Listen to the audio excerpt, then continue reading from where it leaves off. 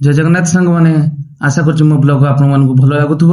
आज मुझे लेट उठार कारण हूँ भाई वर्षा होता सकाल सकाल बहुत वर्षा होता थंडा भी लगुला शुई जाइली उठिला बेलू भाई देखो 10टा बाजिला बहुत लेट आसला केते सुंदर व्यू देखो वर्षा बागर 10:30 समय होती रेस्टोरेंट पहुंचला देखिली आज तो भाई वर्षा होता स्टाफ आसी कि नहीं देखली जी भी न कल करके कहली मुझे आसापी किचन आमर कम स्टार्ट हो जाता बैटर सब तैयारी होता दोसार आ मु भी जल्दी जल्दी बाहरी पड़ी मुझे देखा किसी करवा कम भेजिटेबल भी आसी 3 घंटा है डीजेल भी डीजेल सरी जाता 500 टका देली डीजेल आने ये भाई वर्षा है आज बहुत शांति लगे कहीं बहुत दिन है वर्षा होता एत गरम माने विश्वास करने 38 37 डिग्री चलता ये एत माने गरम होता आज टी वर्षा है सकाल टू वर्षा है बहुत सुंदर लगुच आपण मैंने देखिपे मौसम देखो कि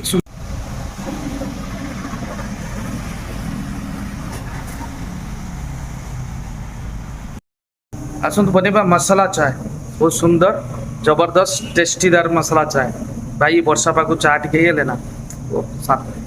चा बनवाई सस्पेन नवा से किसी क्षीर अल्प एड करवा आमर 4-5 जन स्टाफ अच्छा से अदार चाह पीबेनी से आम चायपत्ती पकईदेलु चीनी पकईदेलु इलायची पकईदेलु चायपत्ती कम पकई आम किसी समय बेसी समय फुटेबा ताको आमर गोटे मुंबई चाय मसाला अच्छी से चाय मसाला रेसिपी आपण मानू देवी बहुत सुंदर टेस्ट लगे से चाय नेक्स्ट टाइम आम बनवा चीनी गुड़र चाय भाई आज जो वर्षा है वर्षा को चाय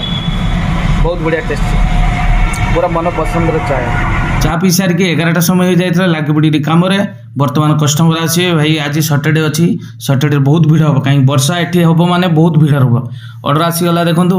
संगे संगे कहते ना 10-15 मिनट ऑर्डर आसीगला बट टाइम हो जाता स्टाफ आसार टाइम हो जाता गोटे बेले स्टाफ आसी मैंने सी खाइबे से भेंडी आलू भजा है आलू मसला दोसार जो सी रेडी कराला लंच टाइम हो जाए मोर तो ब्रेक अच्छे आज